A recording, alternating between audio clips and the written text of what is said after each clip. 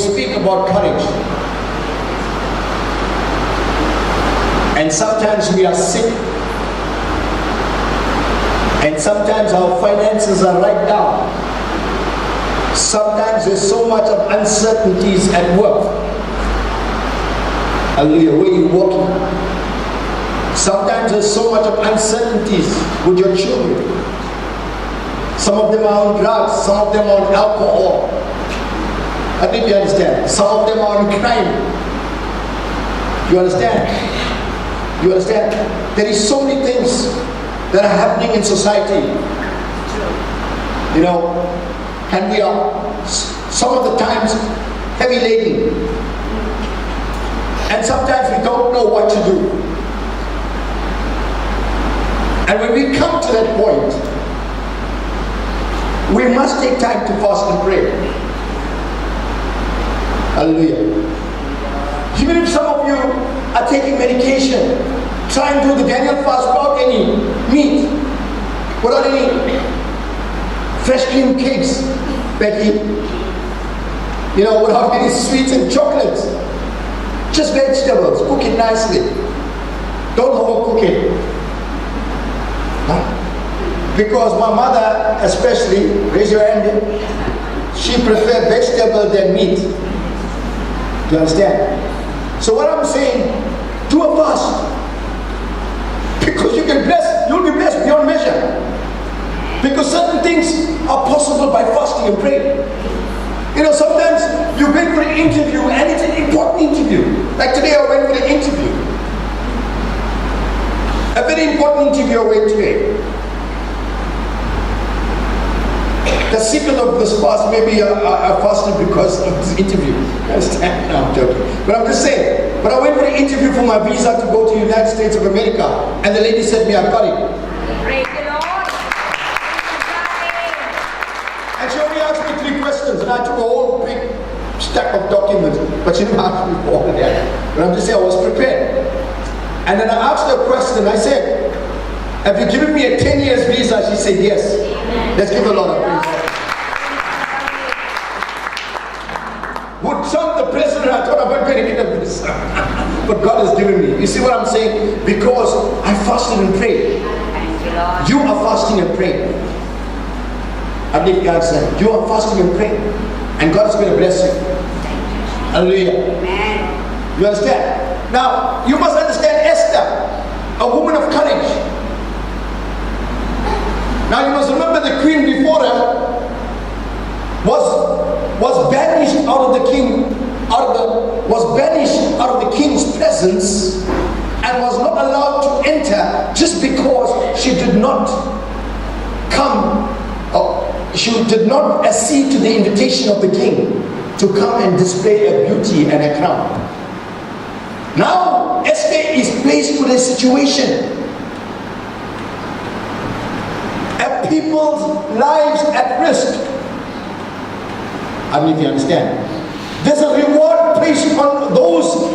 There's a reward place. If anybody kills Jews, will get 10,000, 100,000 rand. Hallelujah.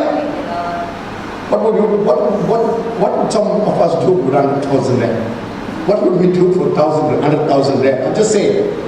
But yeah, it's a situation. Now, Mordecai, her cousin, brought her up from an orphan girl.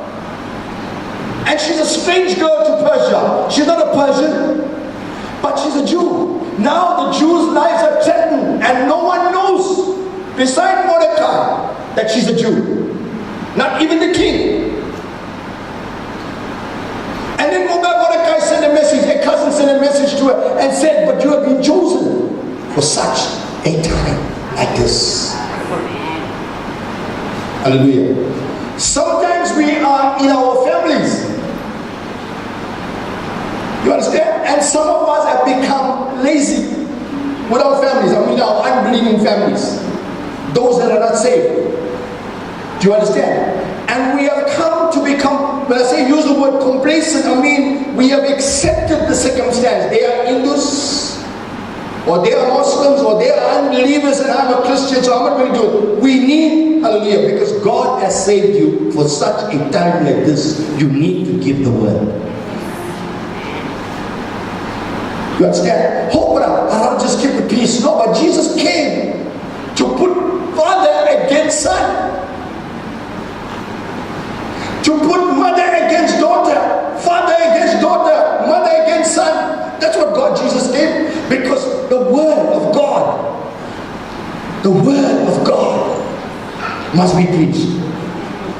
Hallelujah. Praise God. You understand? You understand? Now, a message Mordecai sent to her. He said, but you have been chosen for such a time like this. Can you put your right hand on your chest and say, God has chosen me for such a time like this? That's what God has done. God has chosen you for such a time like this. This is your time. Come on. It's not next year. Now waiting for God's time. No, this is your time. This is your time. You need to what? You need to rise up from your chair of laziness. You need to get out of the lethargic spirit. You know what lethargic means? Lazy spirit. You understand? And start moving forward, because forward with an attitude of what? Positive expectations. No matter how bad situations seem to you, but have positive expectation. Have faith that God is going to do something about it. I tell you, when you continuously say that, God is going to, hallelujah, God is going to do something. Because you said, God is going to do something. You declared something in the name of Jesus, and God is going to do it in your life. And if you understand, now you must understand, no one could go into the king's presence for 30 days now. 30 days no one entered. She couldn't get into his presence for 30 days because he was more concerned about the Jews being killed. Now how was she going to go into his presence and plead for the lives of her people? Hallelujah. How? You understand? For the lives of her people. Tension and anxiety must have consumed her. She was sickened with fear for herself and her people. How many of us were in that type of situation? Hallelujah. How many of us were in that type of situation? We couldn't pay our accounts. We lost our jobs. The business is going. You know, we cannot do anything. Husband and wife is unemployed. We don't know what to do. We have come into the strange land. We don't know what to do. But God has blessed you.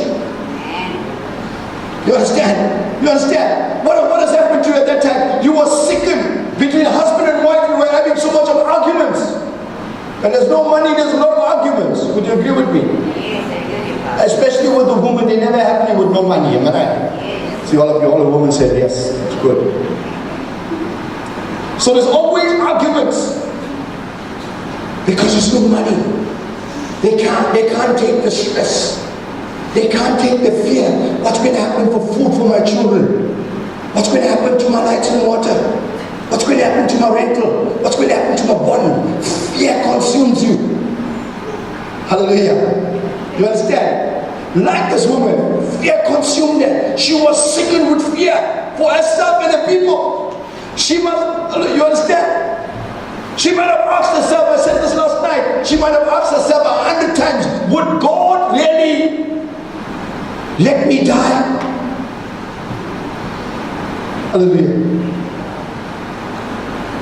You understand? Would God really allow me to die? If she refused to help the Jews. Hallelujah. She was a young woman. Surely God didn't want her to die. Sometimes you would say that, and I just said that last night. Sometimes we say that we are Christians. We coming to church every Sunday. We coming to church every Wednesday. And we are praying. But yet we don't see the blessings of God. Hallelujah. But your blessing is coming. Hallelujah. Your blessings is coming. When you start declaring and expecting, having you understand, I say, positive expectation, believing in the word of God that God said, hallelujah. When you walk in, you shall be blessed. When you walk out, you shall be blessed, hallelujah. When you put your hands to anything in the name of Jesus, it shall be blessed. You need to take the promise of God in your life, hallelujah. You need to take the word and apply it daily in your prayer, and God is going to come through. Hallelujah. I don't know if you understand what I'm saying. The fear paralyzed them. You know, sometimes when we go through difficult times, when our husbands are having an affair, or the wife is having an affair, I'm just talking about realistic things that happen.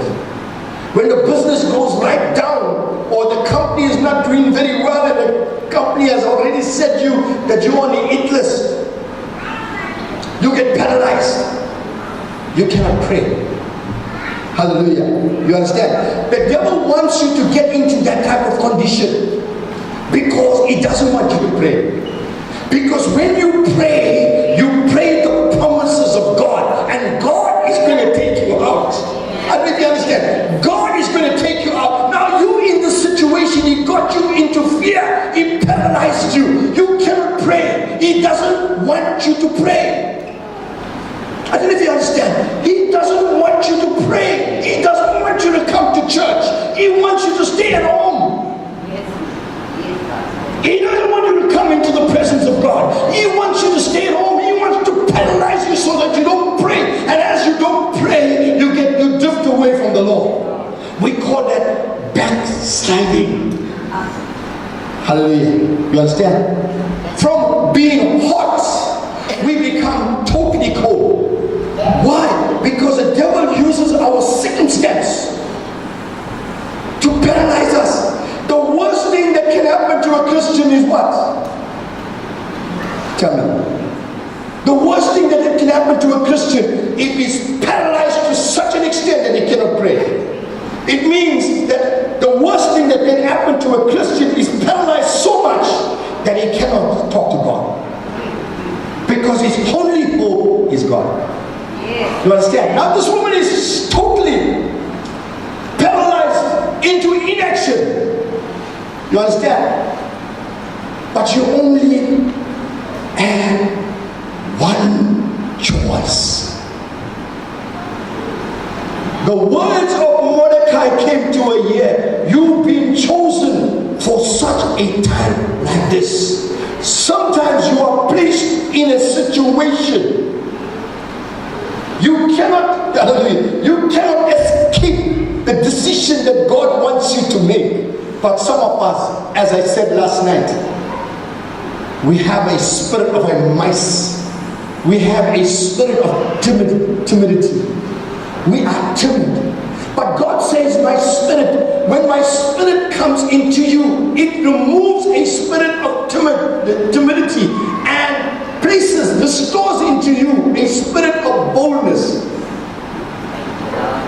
When we are placed in a situation, we must be able to take that step in faith. Do not be afraid. God is looking for people that have courage to think. Hallelujah. It's not a chance. Because salvation is not a chance. It's not gambling. It's not lottery. It's not horse racing. It's not a chance. But you are taking a step in faith, believing God is going to do something. Because His word says so. Hallelujah. You understand? What she did? What did she do? She sent a message to Mordecai, tell all the people to pray. And she began to fast and pray for 3 days. That's why that's the reason that many of you are fasting for 3 days. The reason why you are fasting is because there's going to be great challenges in your life. But through those great challenges, you're going to walk victorious. Hallelujah. God might put you through the fire, but out of the fire comes more purity. You become more stronger. I am put into fire, become stronger and stronger, and all the impurities are going to be removed. God is going to strengthen you and will make you stronger. At the end, you're going to achieve your blessing. You can achieve your goals. So what I'm saying is that don't be afraid. Take a step in faith. Fasting and praying is very important. I thank God that many of you have joined us for these 3 days of courage fast. Courage fast. This woman, every one of them in the Jews began to fast and pray because certain circumstance requires fast and pray. I know some of you cannot pray for 40 days and 40 nights or whatever, but I'm just saying fast for at least 3 days. And God is going to bless you. Hallelujah. Praise God. Everybody understand? Huh? And I tell you, when they fasted and prayed, she walked. God gave her wisdom and she began to have many banquets and she invited many people. Eventually, the king pardoned the people. Not only that, through fasting and praying, sometimes we are accused falsely. Some people will attack us falsely. They will talk all kinds of, make false allegations against us. Am I right? Is it true? They make false allegations and sometimes you cannot get out of it. Sometimes even in a family situation, people gossip about you. The families are against you. Sometimes you're the sister and all the sisters against you because of gossip. You understand? That's the worst thing because you love your sister so much. You love your brother so much. Now they are what? They don't want to come anywhere near you. They're isolating you. How do you feel? That's the time you need to fast and pray. Because the truth will be revealed. Hallelujah. The truth will be revealed. God will reveal the truth. And God, what? He exposed Haman with his own plot. God exposed him. Why? Because the people fasted and prayed. The people did not draw swords. They didn't draw swords like some of us. We want to fight, hallelujah. We want to scream. We want to shout. We want to, we want to give them nice ones, solid ones. You understand? We want to back them. Mustn't pray with me, I'll give it nicely. But I'm just saying, God doesn't need that. God needs you to fast and pray. And when they began to fast and pray, even all Haman's soldiers could not go against the children of God, because with that fasting and praying, there was a shield over it. Sometimes your business is not doing too well. You just fast and pray and God will put a shield over it. Sometimes your marriage is not doing too well with your husband or your wife. Just fast and pray and God will put a shield over it. Sometimes your studies are not going too well. Just fast and pray and God will put a shield over it. Some of your husband, some of you, your children are not doing too well. Just fast and pray and God will put a shield over it. Hallelujah. Nothing will happen. God will protect it out by fasting and praying. We need to fast and pray. And I tell you, those that learn to fast and pray are the achievers. Are the achievers. They are the achievers. And I'm telling you the art of that. Then she promised to, and I tell you, this is taken from Esther chapter 4, verse number 16. Praise God. And as she walked into the presence of the king, she was under the anointing. Hallelujah. Why? She was empowered with fasting. Not only her fasting, but the fasting of the people. And she walked in and the king just took his hands out with the golden scepter and he said, "You have access. Come, my queen." Favor. Through fasting and praying, you receive favor from your boss. Through fasting and praying, you receive favor. Hallelujah. From whom? From your clients, from your business partners, the people that you bring business. Through fasting and praying, you get favor with them. I'm telling you. You understand? Through every situation, through fasting and praying, you get favor with the bank.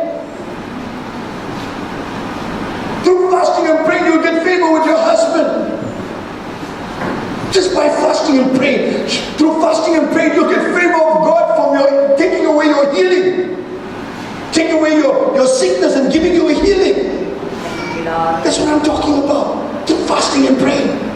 Because Jesus said, some things are only possible for what? Fasting and praying. What was he telling us? He said, go and fast and pray. Because God is about to do something for you. Hallelujah. God exposed the old plot.